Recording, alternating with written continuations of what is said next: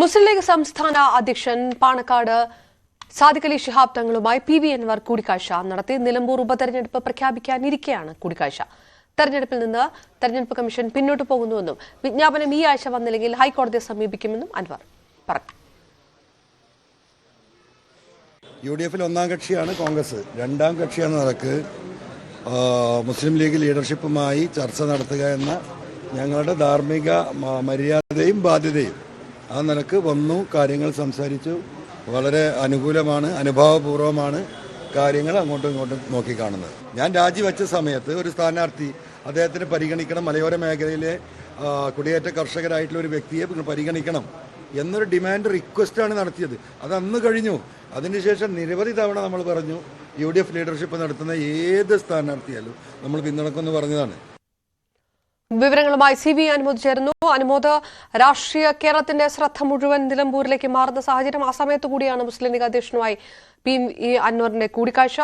എന്തെല്ലാം കാര്യങ്ങൾ കൂടിക്കാഴ്ചയിൽ വിഷയമായി വന്നു എന്നാണ്, ഒപ്പം അൻവർ പറഞ്ഞതെന്നല്ല?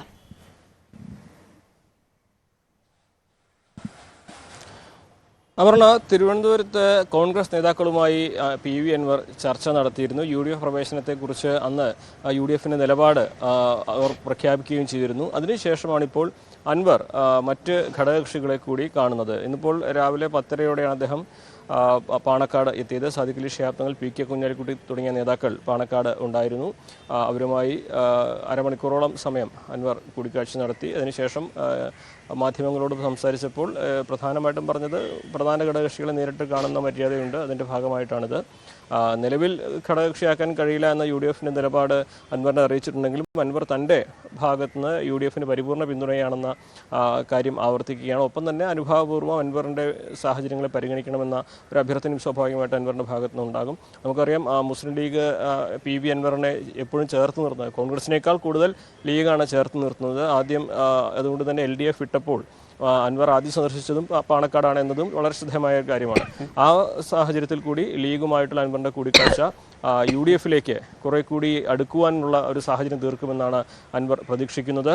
ഒപ്പം തന്നെ മാധ്യമങ്ങളോട് പറഞ്ഞപ്പോൾ അൻവർ പറഞ്ഞ മറ്റൊരു കാര്യം, തെരഞ്ഞെടുപ്പ് അനിശ്ചിതമായിട്ട് നീണ്ടുപോകുന്നതിനെ കുറിച്ചാണ്. ഒരുപക്ഷെ പിണറായി സർക്കാരും ഈ ഒരു തെരഞ്ഞെടുപ്പ് മാറ്റിവെക്കാൻ, നടത്താതിരിക്കാനാണ് ശ്രമിക്കുന്നത്. അതിന് കേന്ദ്ര സർക്കാർ കൂട്ടുനിൽക്കുകയാണ് ചെയ്യുന്നത്. ഇതിനെതിരെ ഈ ആഴ്ച കൂടി വിജ്ഞാപനം വന്നില്ലെങ്കിൽ ഹൈക്കോടതി സമീപിക്കുമെന്നും ഒരുപക്ഷെ തെരഞ്ഞെടുപ്പ് കമ്മീഷൻ ഈ നടപടിയിൽ പിന്നോട്ട് പോകാൻ സാധ്യതയുണ്ടെന്നൊരു ആശങ്കയും അദ്ദേഹം പങ്കുവച്ചിട്ടുണ്ട്. ഇന്ന് വൈകുന്നേരം അൻവർ തൊടുപുഴയിലെത്തി PJ ജോസഫുമായും കൂടിക്കാഴ്ച നടത്തുമെന്നൊരു വിവരവും പങ്കുവച്ചിരിക്കുന്നു. അനുമോദ് വിവരങ്ങൾ.